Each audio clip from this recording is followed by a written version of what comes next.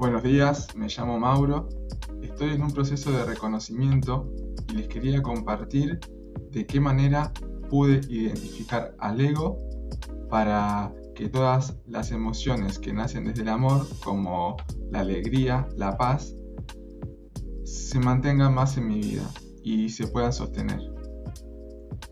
Voy a comentarles cuáles son los 4 conceptos principales que sostienen al ego y de qué manera se manifiestan en tu vida. Y también te voy a decir una frase muy importante que lo define. El ego existe para mantener la ilusión que estamos separados de nuestra esencia.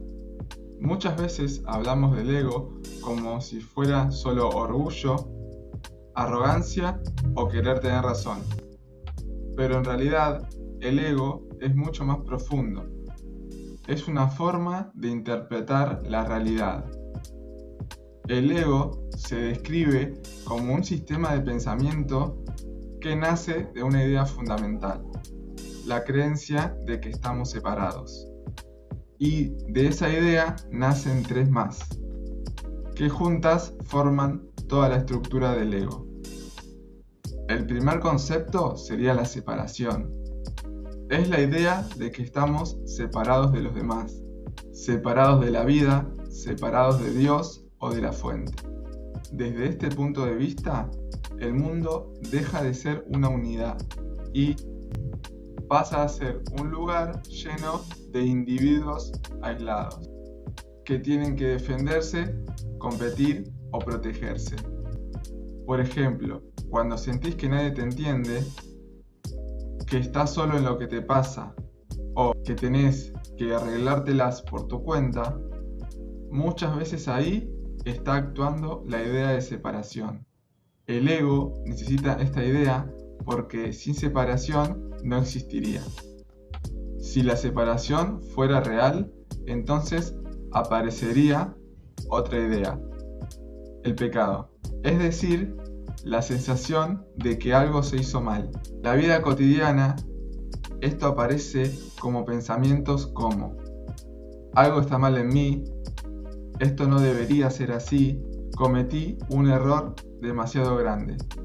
No necesariamente estoy hablando de pecado de forma religiosa, sino de la sensación interna de haber fallado. Cuando aparece la idea que hicimos algo mal, inevitablemente aparece la culpa. La culpa es una de las emociones más fuertes que sostienen al ego, porque cuando alguien se siente culpable, empieza a castigarse a sí mismo o busca castigar a alguien fuera. Esto puede aparecer como una autocrítica constante, como la sensación de no ser suficiente o como la necesidad de demostrar todo el tiempo que valés. Muchas personas viven cargando culpas que ni siquiera saben de dónde vienen, pero dentro del sistema del ego, la culpa tiene una función muy clara: mantener viva la historia de que hiciste algo malo. Y finalmente llegamos al 4º concepto, que es el miedo. Si existe la culpa, entonces el ego concluye de que en algún momento habrá castigo. Y de ahí nace el miedo. Miedo a equivocarse, miedo a ser rechazado, miedo a ser juzgado, miedo a perder. Por eso el ego vive en modo defensa. Ataca, se compara, se justifica, quiere siempre tener razón. No porque realmente quiere hacerlo, sino porque está intentando protegerse de un castigo que cree merecer.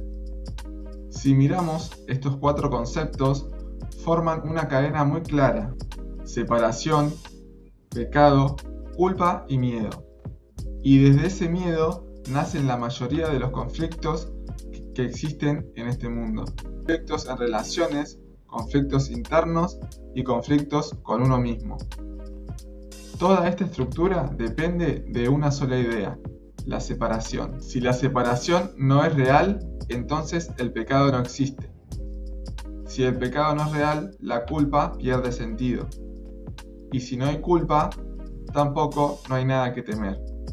Por eso, muchas enseñanzas espirituales hablan del perdón, de la conciencia o de recordar quiénes somos.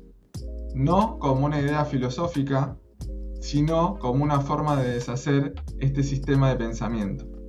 Tal vez la próxima vez que te encuentres juzgándote, sintiendo culpa o reaccionando desde el miedo, puedas hacer una pequeña pausa y preguntarte: ¿estoy reaccionando desde el ego? ¿Estoy creyendo en esta cadena de pensamientos? A veces, solo reconociéndolo, ya empieza a desarmar esta cadena de pensamientos. Y desde ahí aparece algo diferente. Más paz, más claridad y más libertad interior.